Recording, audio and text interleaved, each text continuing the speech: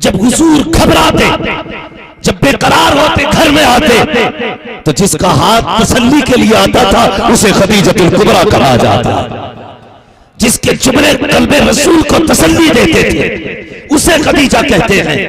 خدا کی قسم جو شاب ابی طالب میں قدم سے قدم ملا کے چلی اسے خدیجۃ الکبریٰ کہتے ہیں۔ جس نے نبی کے ساتھ فاقوں پہ فاقے کیے اسے خدیجۃ الکبریٰ کہتے ہیں۔ جس نے شاب ابی طالب کا ایک ایک لمحہ نبی کے ساتھ رہ کے گزارا اسے خدیجۃ الکبریٰ کہتے ہیں۔ کون خدیجہ؟ جس نے شاب ابی طالب میں فاقے تو کیے لیکن چہرے پہ اداسی نہیں آنے دی، کہیں محبوب کے چہرے کو ناگوار نہ گزرے، یہ سوچ کر کے کبھی آقا کے سامنے اداس ہو کے نہیں آئی۔ کیا کہانی ہے شاب ابی طالب کی؟ وہ تو روٹیاں کھا کے تانے دیتا گیا، پیٹ بھر کے گالیاں بکتا گیا، حیا کر نبی کے گھر والوں کا احسان مان۔ کون خدیجۃ الکبریٰ؟ وہ شاب ابی طالب جہاں بچے بھوک سے مر رہے تھے، جہاں جوانوں کے ہونٹ سوکھ چکے تھے، جہاں بڑے بڑوں کی کمر ٹوٹ گئی تھی، وہاں خدیجۃ الکبریٰ نبی کے آگے ایسے کھڑی ہوتی تھی جیسے کوئی ستم ہوا ہی لگی ہے۔ ایک دن میرے نبی آئے، پیچھے کچھ آزادی آ گئے، حضور نے کہا تھا خدیجہ میری بیٹیاں نظر نہیں آ رہی ہیں۔ خدیجۃ الکبریٰ کی آنکھ میں شاب ابی طالب کی بھوک کے باوجود پہلی مرتبہ آنسو آئے، وہ کہتی ہے یا رسول اللہ بیٹیاں میری کمر کے پیچھے چھپی ہیں۔ خدیجہ بتا تو صحیح سامنے کیوں نہیں لاتی؟ کہ بھوک اتنی ہے بچیوں کی چہرے پر اس لیے سامنے نہیں کیا کہ باپ بیٹی کا چہرہ کیسے دیکھے گا۔ خدا کی قسم تاریخ گواہ ہے، نبوت والی آنکھوں میں آنسو آ گئے، دکھاؤ میری فاطمہ کا چہرہ، دکھاؤ میری بیٹیوں کا چہرہ۔ جب بیٹیوں کا چہرہ دیکھا نبوت والی آنکھوں میں آنسو آ گئے۔ میرے نبی نے کلائی پکڑی بیٹی کی، کہا بیٹی بات کیا ہے؟ کب فاقہ اتنا ہو چکا ہے اب بھوک برداشت نہیں ہوتی ہے۔ میرے نبی نے چاہتے تو اسی وقت ہاتھ اٹھا کے کہتے یا اللہ پہلوں کے لیے من و سلوہ اتارا ہے، میری بیٹیاں فاقے سے ہیں، آج ایک لقمہ جنت کا اتار دے۔ لیکن نکی کربلا کا سبق سکھایا جا رہا ہے، خاتون جنت کا ہاتھ پکڑا ہے، درخت کے نیچے لائے گئے، سوکھے پتے اٹھا کے کہا تھا فاطمہ ذرا دامن پھیلا۔ خدا کی قسم وہ سید الانبیاء کی بیٹی، یہ نہیں کہا تھا پتوں کا کیا ہوگا، جھولی پھیلا دی سیدہ نے، حضور نے پتے ڈالے، کہا بیٹی یہ پتے کھا کے گزارا کر لو، تمہارا بابا وعدہ کرتا ہے یہاں پتے کھا کے رب کی رضا سے راضی ہو جا، میں اپنے غاز سے تجھے جنت کی تاجداری کا تاج عطا کر کے۔ نعرہ تکبیر، نعرہ رسالت، مسلک اعلی حضرت، ذکر شہدائے کربلا، ذکر شہدائے کربلا، نعرہ حیدری۔ احسان ہے ان کا اسلام پر، قربانیاں گئے ان کی، اور تجھے کیا پتا؟ تجھے پگڑی باندھنی آ گئی، ٹوپی لگانی آ گئی، تجھے تو مرغے ملنے لگے۔ مرغے کھا کے مائی پہ بولنا آسان ہے، پتھر باندھ کے پیٹ سے قرآن پڑھنا مشکل کام ہے۔ یاد رکھیے گا ہم اپنے باپ کی گالیاں برداشت کر لیں گے، اپنے پریوار کی توہین برداشت کریں گے، نبی کے گھر والوں کے خلاف کوئی بھونکے ہم زبان کھینچ کے گلے میں لپیٹ دیں گے، گلے میں لپیٹ دیں گے، اس لیے کہ ہمارا ایمان ہے یہ چکی فاطمہ کی چل رہی ہے، زمانہ جتنا لنگر کھا رہا۔ میری بیٹی شوہر جایا کرے دروازے تک چھوڑنے جایا کر، شوہر کے آنے کا دن آیا کرے دروازے پہ آ کے کھڑی ہو جایا کر۔ خدا کی قسم کھا کے کہتا ہوں تیرا شوہر تیرے باپ پہ 10 لاکھ سے اتنا راضی نہیں ہوگا جتنا تیرے دروازے پہ آنے والے اخلاق سے راضی ہوگا۔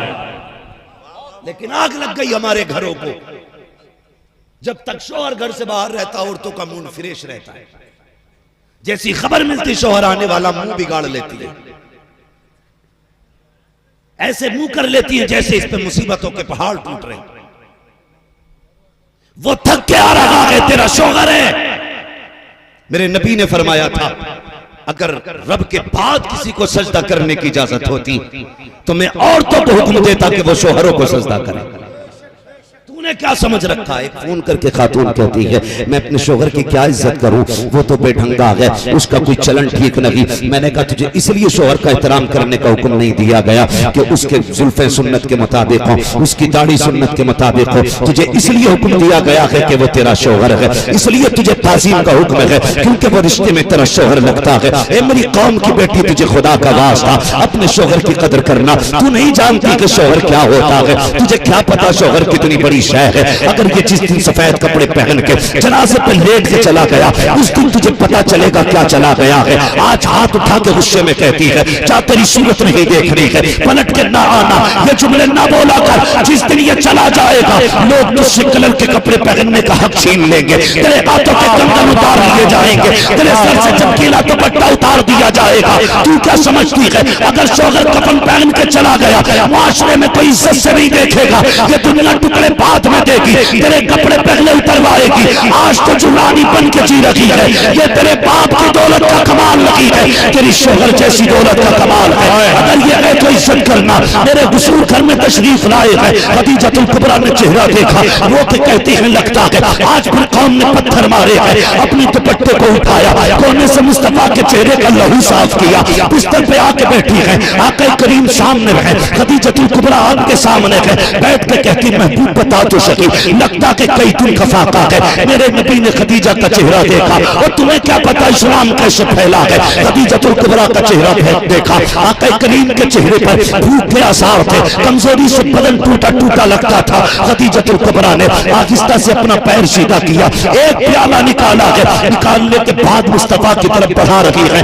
آقا کریم کہتے ہیں خدیجہ میری بیٹیاں کہاں ہیں؟ یا رسول اللہ یہ لیٹی ہوئی ہے۔ جیسی نبی نے سیدہ فاطمہ کے چہرے پہ نگاہ ڈالی ہے، سیدہ فاطمہ کے چہرے پہ آنسوؤں کے نشان دیکھے نبوت کا دل مچل جاتا ہے۔ خدیجہ بتا تو صحیح، لگتا کہ آج بھی فاطمہ روتے روتے سو گئی ہے، ہوا کیا تھا؟ کہا یا رسول اللہ آج گھر میں کھانے کو کچھ نہ تھا، بیٹی کھانے کی ضد کر رہی تھی، آقا روتے روتے سو گئی۔ کہا خدیجہ یہ کیا ہے؟ یا رسول اللہ محلے میں سے خاتون کھجور دے کے گئی ہے، محبوب میں چاہتی تو فاطمہ کو اٹھا کے کھلا دیتی، لیکن میرے سرتاج مجھے پتا ہے آپ کئی دن کے فاقے سے ہیں، یا رسول اللہ ذرا کھجور تناول فرما لیجئے۔ میرے نبی نے کھجور کو دیکھا، نبوت والی آنکھ میں آنسو آ جاتے ہیں۔ اللہ اکبر، کیسا رشتہ تھا خدیجہ الکبریٰ سے نبی کا۔ آقا کریم نے ہاتھ پکڑا، فرماتے خدیجہ میری تو خیر ہے، تو بتا تو نے کب سے نہیں کھایا ہے؟ اب حضرت خدیجہ کا جواب سننا۔ حضرت خدیجہ نے کہا تھا یا رسول اللہ اگر بھوک کی وجہ سے